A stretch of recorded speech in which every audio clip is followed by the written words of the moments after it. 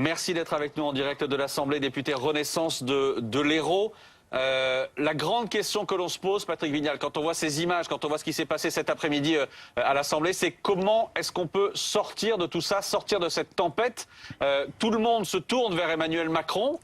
Que peut dire et quand doit-il parler le président de la République ? Vous savez, devant autant de colère, devant cette réforme des retraites, en fait, ça dépasse la réforme des retraites. Il y a un malaise depuis longtemps. On s'est rendu compte qu'il y avait les carrières longues, c'était compliqué. Les femmes, les professeurs des écoles qui ne pouvaient pas partir à date anniversaire. On s'est rendu compte, en fait, que derrière cette réforme, c'était la relation au travail, le Covid, le télétravail. Donc, si vous voulez, je pense qu'on a dépassé. C'est un vrai projet de société. On aurait dû inverser le paradigme, parler d'abord de projets de société, parler de pénibilité et après parler d'arithmétique. Moi, je vais être très clair.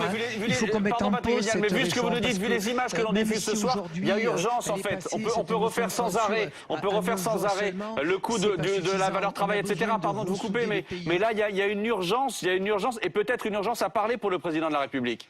Vous savez, je ne sais pas si le président de la République doit parler. Ce qu'il est certain, c'est qu'il faut changer cet ADN. Nous sommes une majorité relative à l'Assemblée. C'est la première fois que ça arrive. Moi, je suis au 3e mandat. Vous aviez 300 ou 320 parlementaires. Les lois sortaient des cabinets. On appuyait sur un bouton. Il faut changer de paradigme. Et je vais vous dire très franchement, on est en train d'abîmer la République et d'abîmer la démocratie. Qui est en train d'abîmer la République et la démocratie ? L'ensemble de la représentation parlementaire, parce que on va être clair. Vous savez, les Français, c'est un peuple qui est politisé. J'ai pas besoin de leur dire que LFI a posé 20 000 abonnements. J'ai pas besoin de leur dire que les LR n'ont pas été au rendez-vous.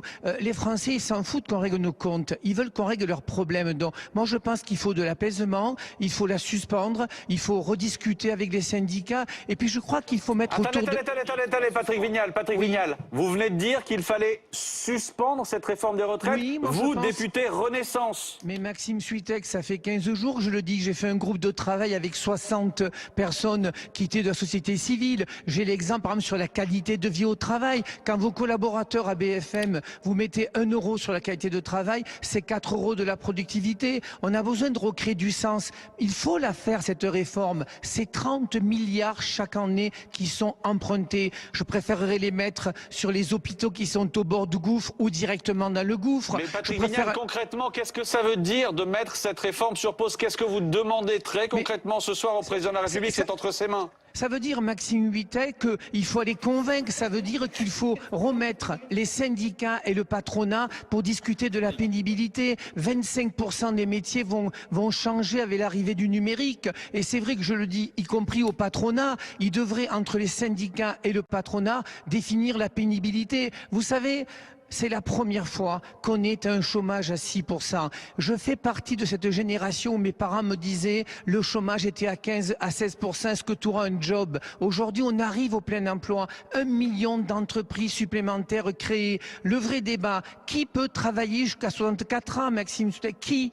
Est-ce que c'est... J'ai bien compris tout ça, Patrick Vignal. Mais pardon, mais ce que je ne comprends pas, c'est ce que vous dites et ce que vous demandez concrètement ce soir. Qu'est-ce que ça veut dire appuyer sur pause pour cette réforme des retraites? Est-ce que vous demandez au président de la République de ne pas promulguer cette loi? Oui, je pense qu'aujourd'hui, on a un débat à avoir d'une manière apaisée. On a un débat à avoir où c'est qu'on veut aller. Je vais vous donner un exemple, Maxime Suitec. Dans l'hôtellerie, la restauration, chez moi, on ne trouve pas de main-d'œuvre. Eh bien, posons le débat. Est-ce qu'on doit faire venir une immigration? Comment on doit l'accueillir? On a besoin de réfléchir sur le plein emploi, sur l'augmentation des salaires. On a besoin de réfléchir sur l'évasion fiscale. On a besoin de réfléchir comment on répartit la richesse. Est-ce qu'on baisse les charges des entreprises?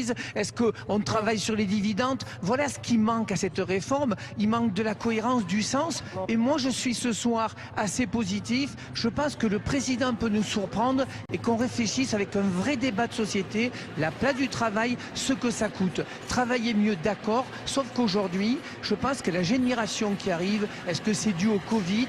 Ils sont sur un tabouret, vie personnelle, vie familiale et vie professionnelle. C'est là le vrai défi que nous devons avoir les politiques, d'une manière apaisée et uniquement avec ce cirque dans l'Assemblée nationale qui fait du mal à la démocratie et qui fait du mal à la République.